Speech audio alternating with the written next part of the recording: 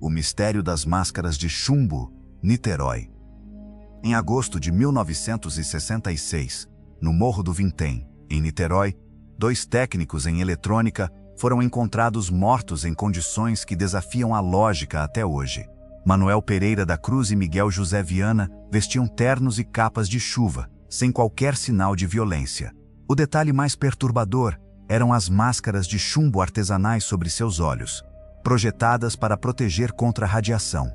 Ao lado deles, um bilhete trazia instruções enigmáticas. 4h30 estar no local determinado. 6h30 ingerir cápsulas, após efeito proteger metais aguardar sinal máscara. Os exames toxicológicos foram inconclusivos e o dinheiro que levavam nunca foi encontrado. Amigos relataram que a dupla era fascinada por espiritualismo e experiências científicas alternativas. As teorias variam entre um ritual ocultista que deu errado, um teste com substâncias psicodélicas, ou até mesmo uma tentativa de contato extraterrestre que resultou em tragédia. Até hoje, o caso permanece como um dos maiores enigmas do Brasil, deixando a pergunta: o que eles esperavam ver através daquelas proteções antes de perderem a vida? O Edifício Joelma e o crime do poço. O Edifício Joelma, em São Paulo, é marcado por uma sequência de tragédias que muitos acreditam ser fruto de uma maldição secular. Em 1948, o professor Paulo Ferreira Camargo assassinou sua mãe e irmãs no local, escondendo os corpos em um poço. Após o crime ser descoberto, ele se suicidou.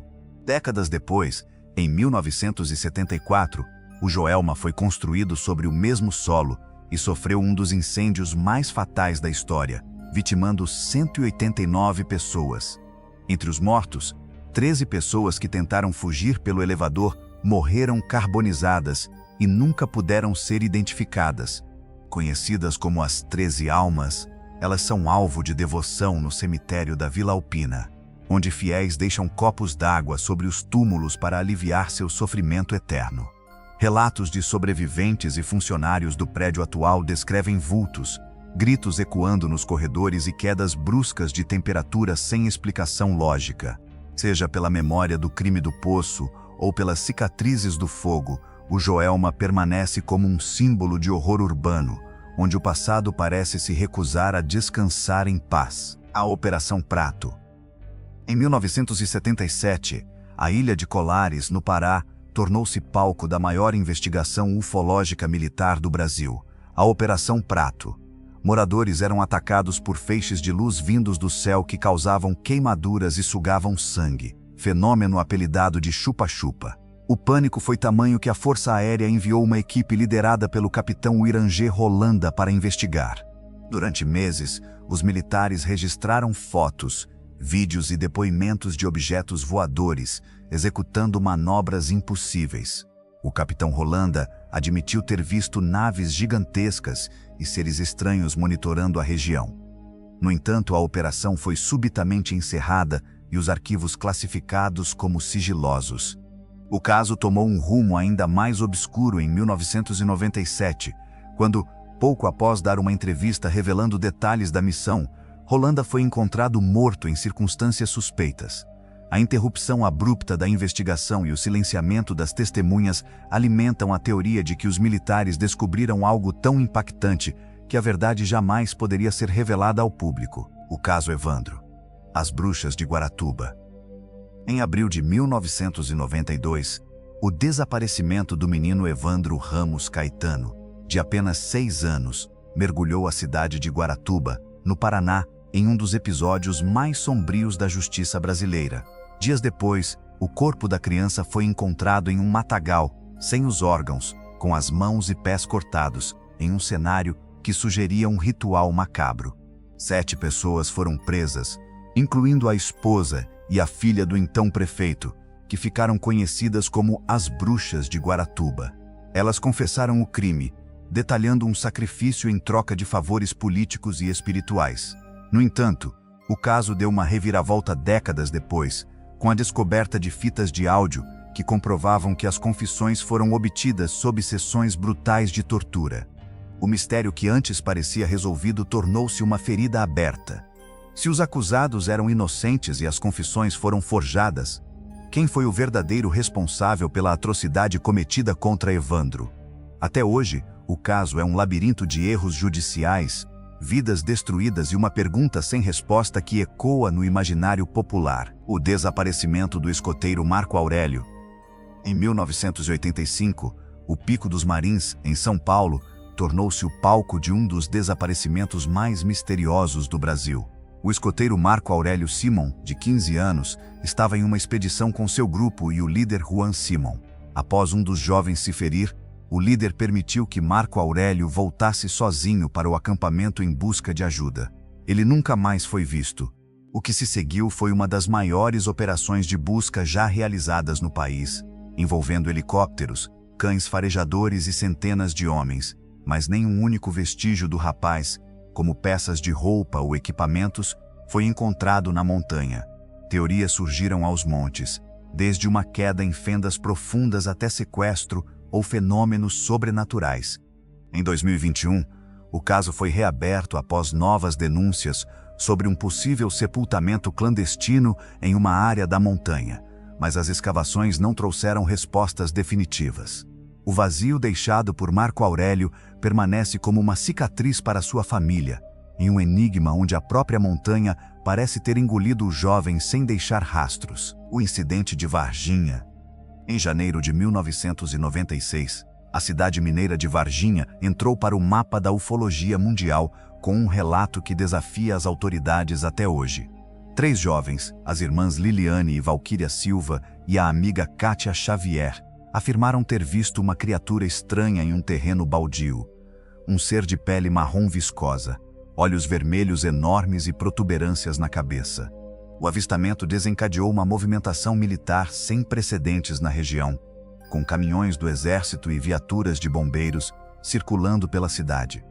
O mistério se aprofundou com a morte inexplicável do policial militar Marco Eli Xerezi, que teria capturado uma das criaturas com as mãos nuas e faleceu pouco depois devido a uma infecção generalizada que os médicos não souberam explicar. Embora a versão oficial do Exército afirme que as meninas viram um morador local com problemas mentais e que a movimentação militar era rotineira, os detalhes do caso e o silêncio imposto às testemunhas sugerem algo muito mais perturbador. Varginha continua sendo o Roswell brasileiro, um evento onde a linha entre a realidade e o acobertamento militar nunca foi devidamente esclarecida. O Castelinho da Rua Apa. Em 1937, um luxuoso palacete em São Paulo, conhecido como o Castelinho da Rua Apa, foi palco de uma tragédia que a polícia nunca conseguiu explicar totalmente. Os corpos dos irmãos Álvaro e Armando dos Reis, junto ao de sua mãe, Maria Cândida, foram encontrados crivados de balas no local. A versão oficial sugeriu que Álvaro teria assassinado a família e cometido suicídio após uma disputa por negócios, mas os laudos balísticos apontaram contradições fatais. Foram encontrados projéteis de calibres diferentes e as posições dos corpos não coincidiam com a tese de suicídio. O mistério alimentou décadas de lendas urbanas sobre o imóvel. Vizinhos e transeuntes relatam até hoje ouvir gritos abafados, passos pesados e ver vultos nas janelas do casarão, que permaneceu abandonado por muitos anos. Embora o castelinho tenha sido restaurado recentemente, a aura de morte que envolve o crime da família Reis parece impregnada em suas paredes. O caso permanece como um dos episódios mais enigmáticos da crônica policial paulistana, onde a verdade sobre quem puxou o gatilho naquela noite sangrenta permanece enterrada. A Noite Oficial dos OVNIs, 1986. Na noite de 19 de maio de 1986, o espaço aéreo brasileiro foi invadido por 21 objetos voadores não identificados, em um evento que forçou o Ministério da Aeronáutica a admitir publicamente a presença de intrusos desconhecidos. O episódio, conhecido como A Noite Oficial dos OVNIs, começou quando radares em São Paulo e Goiás detectaram pontos luminosos que realizavam manobras impossíveis para a tecnologia humana da época. Jatos Mirage e F-5 foram enviados para interceptar os alvos, mas os pilotos relataram que as luzes desapareciam e reapareciam instantaneamente, movendo-se a velocidades superiores a 15.000 km/h. Em alguns momentos, os objetos pareciam brincar com os caças, cercando-os e depois sumindo no radar. O então ministro da Aeronáutica convocou uma coletiva de imprensa histórica para confirmar que o país não tinha controle sobre aqueles fenômenos. Embora relatórios oficiais tenham sido desclassificados décadas depois, a origem e o propósito daquelas naves permanecem um segredo absoluto. Foi a maior demonstração de superioridade tecnológica desconhecida já registrada nos céus do Brasil, deixando militares sem respostas até hoje. O incêndio do Gran Circus norte-americano. Em dezembro de 1961, a cidade de Niterói foi palco de uma das maiores tragédias do entretenimento mundial, o incêndio do Gran Circus norte-americano. Durante uma apresentação lotada, as chamas consumiram a lona em poucos minutos, transformando o picadeiro em uma armadilha mortal para mais de 3.000 espectadores, em sua maioria crianças. O saldo foi devastador, com mais de 500 mortes confirmadas. O crime foi atribuído a um ex-funcionário revoltado, conhecido como Dequinha, que teria ateado fogo por vingança. O trauma foi tão profundo que deu origem à figura do profeta Gentileza, que passou a pregar sobre as cinzas do local. No entanto, o mistério reside nos relatos sombrios que cercam o terreno da tragédia até hoje. Moradores afirmam ouvir risadas infantis distorcidas e gritos de socorro vindos do local durante a madrugada. Muitos acreditam que o sofrimento extremo vivido naquele dia deixou uma marca espiritual indelével, transformando a memória do Gran Circus em um eco eterno de dor e lendas sobrenaturais que a ciência não consegue explicar. O chupa-cabra, o pânico rural dos anos 90. No final dos anos 90, um terror sem precedentes varreu as zonas rurais do Brasil, México e Porto Rico, deixando um rastro de mortes inexplicáveis de animais. O fenômeno, batizado de chupa-cabra, envolvia o ataque a cabras, ovelhas e galinhas, que eram encontradas mortas com perfurações precisas no pescoço, e o que mais intrigava os especialistas, completamente sem uma gota de sangue no corpo. Testemunhas descreviam a criatura como um ser bípede, de olhos vermelhos brilhantes, pele escamosa e espinhos nas costas. O pânico foi tamanho que o assunto dominou os programas de TV da época, com caçadas organizadas por moradores e biólogos tentando identificar o predador, enquanto as autoridades oficiais tentavam creditar os ataques a matilhas de cães selvagens ou onças com sarna. A precisão cirúrgica dos ferimentos e a ausência de vestígios de luta sugeriam algo muito mais sinistro.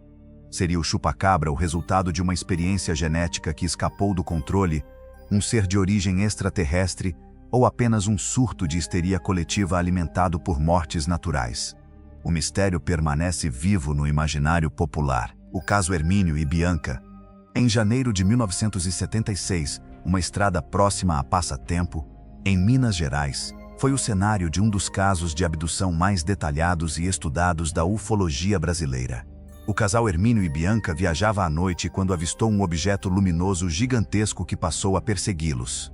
Após um clarão intenso, eles sentiram uma estranha sonolência e, ao despertarem, perceberam que haviam percorrido uma distância enorme em poucos minutos, sem qualquer memória do trajeto, o clássico fenômeno do tempo perdido. Anos depois, sob sessões de hipnose regressiva, ambos descreveram ter sido levados para dentro de uma nave por seres altos e pálidos.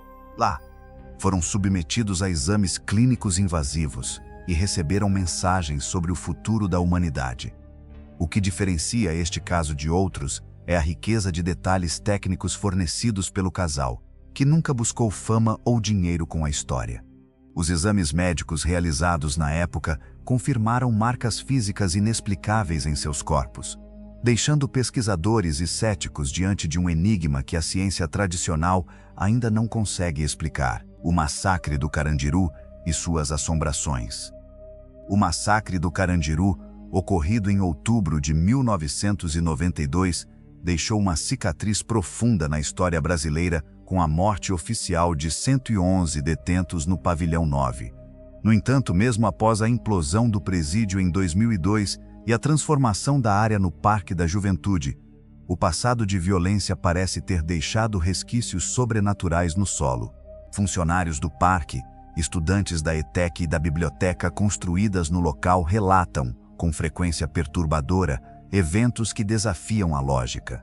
São ouvidos gritos agonizantes ecoando onde antes ficavam as celas, o som metálico de grades batendo e vultos de homens uniformizados que desaparecem ao serem interpelados. Muitos acreditam que a carga negativa acumulada durante décadas de abusos e o desfecho sangrento da invasão policial criaram uma assombração residual, onde a energia da dor ficou impregnada no ambiente. Para os sensitivos que visitam o local, o Parque da Juventude não é apenas um espaço de lazer, mas um campo energético pesado, onde as almas daqueles que pereceram no massacre ainda parecem buscar uma saída do inferno que viveram. O caso da Fera de Macabu. No século XIX, a região de Conceição de Macabu, no Rio de Janeiro, foi palco de uma das maiores injustiças da história brasileira, o caso de Manuel da Mota Coqueiro, o Fera de Macabu. Acusado de mandar chacinar uma família de colonos em suas terras, o rico fazendeiro foi condenado à morte com base em depoimentos contraditórios e pressão política. Mesmo jurando inocência, ele foi enforcado em 1855, mas não antes de lançar uma maldição sobre a cidade, prevendo que ela ficaria 100 anos sem prosperar. Pouco tempo depois, a verdadeira culpada, uma ex-amante de Coqueiro, confessou o crime em seu leito de morte. O erro foi tão catastrófico que o imperador Dom Pedro II, atormentado pelo remorso, nunca mais assinou uma sentença de morte no Brasil, levando à abolição prática da pena capital no país. Até hoje, moradores relatam aparições do espírito de Coqueiro vagando pelas matas de Macabu, como uma sombra eterna de um erro que o tempo não pôde apagar, o disco voador da Ilha de Trindade. Em janeiro de 1958, a remota Ilha de Trindade tornou-se o cenário de um dos casos ufológicos mais documentados do mundo.